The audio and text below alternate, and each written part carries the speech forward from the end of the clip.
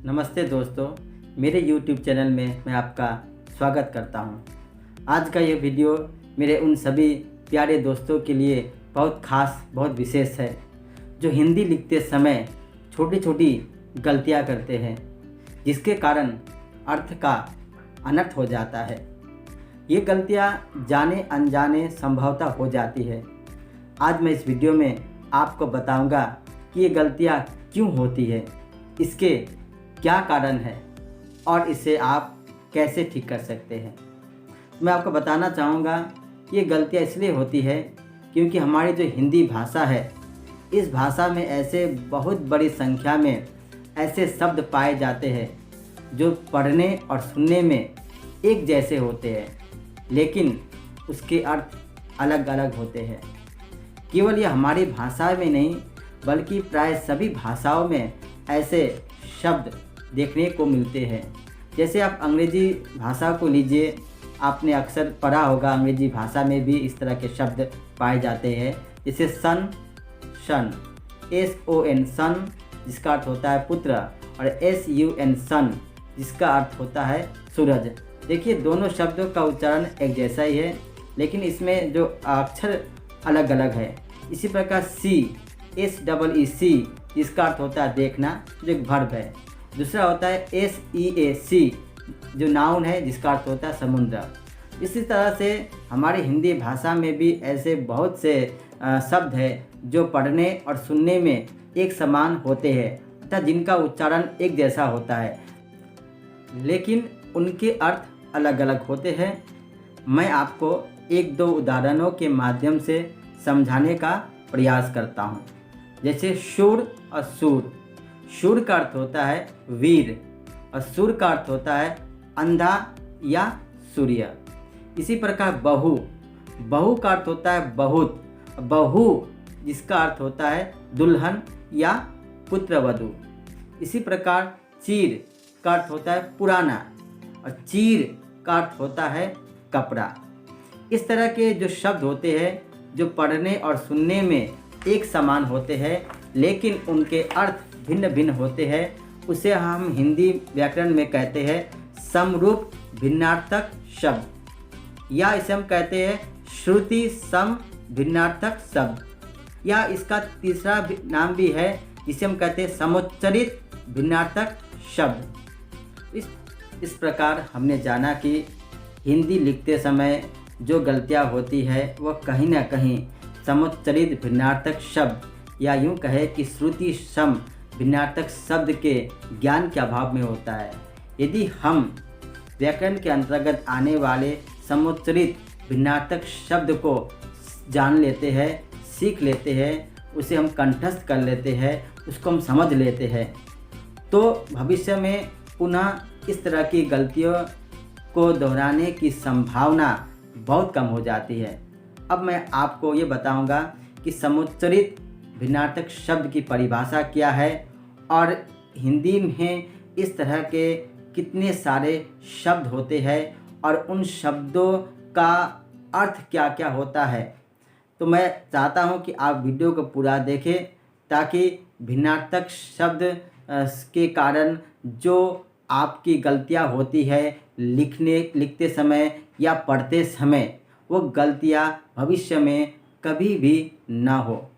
लीजिए, अब मैं परिभाषा और एक एक कर भिन्नार्थक शब्द के जितने उदाहरण संभव हो सके मैं आपको बताते जा रहा हूँ। सबसे पहले हम जो समुच्चरित भिन्नार्थक शब्द या श्रुति सम भिन्नार्थक शब्द है, इसका शाब्दिक अर्थ जानते हैं। फिर हम इसकी परिभाषा को और इसके उदाहरण को अच्छी तरह से समझने का प्रयास करेंगे। समुच्चरित भिन्नार्थक शब्द जो लिखा हुआ है, इसका हमने संधि विच्छेद किया तो हुआ सम जोड़ उच्चरित। सम का अर्थ होता है समान या सम का अर्थ होता है जैसे, तो इसका संधि विच्छेद का अर्थ हुआ एक समान, अर्थात एक जैसे उच्चारण वाले जो शब्द दिए गए हैं।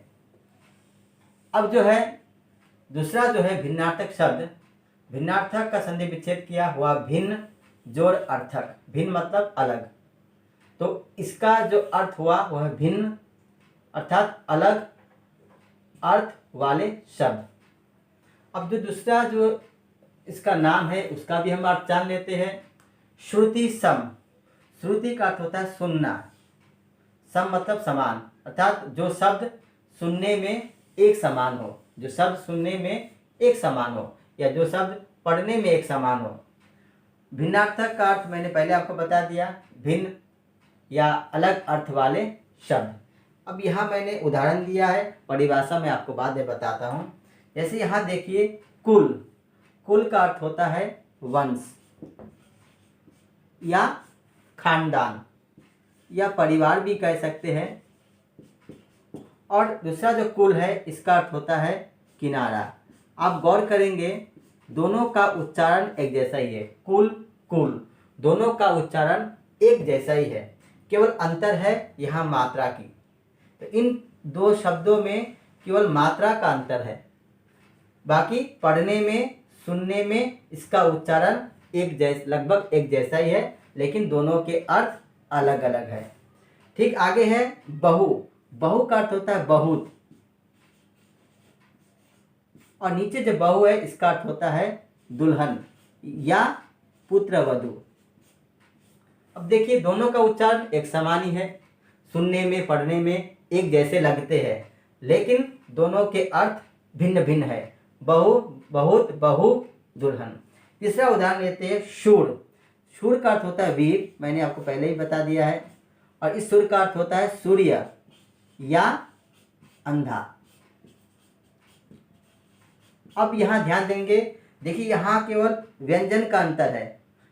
मात्रा बड़ा उ, र ये वर्ण मिलते हैं, मात्रा मिलती है, केवल जो यहाँ तालव्य है या दंश है, उच्चारण लगभग एक जैसे होते हैं, लेकिन अर्थ अलग अलग है।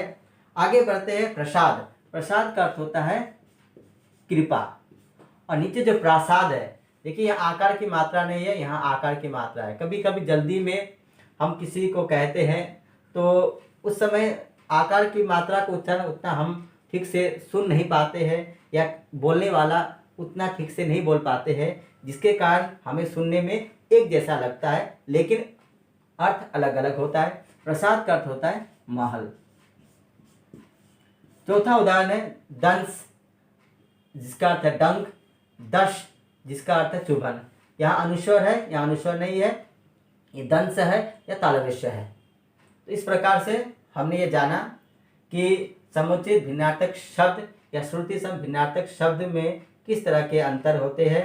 शब्द सुनने में पढ़ने में लगभग एक जैसे होते हैं, लेकिन इसके अर्थ अलग अलग होते हैं। अब मैं आपको आगे बताता हूँ कि इसकी परिभाषा क्या है।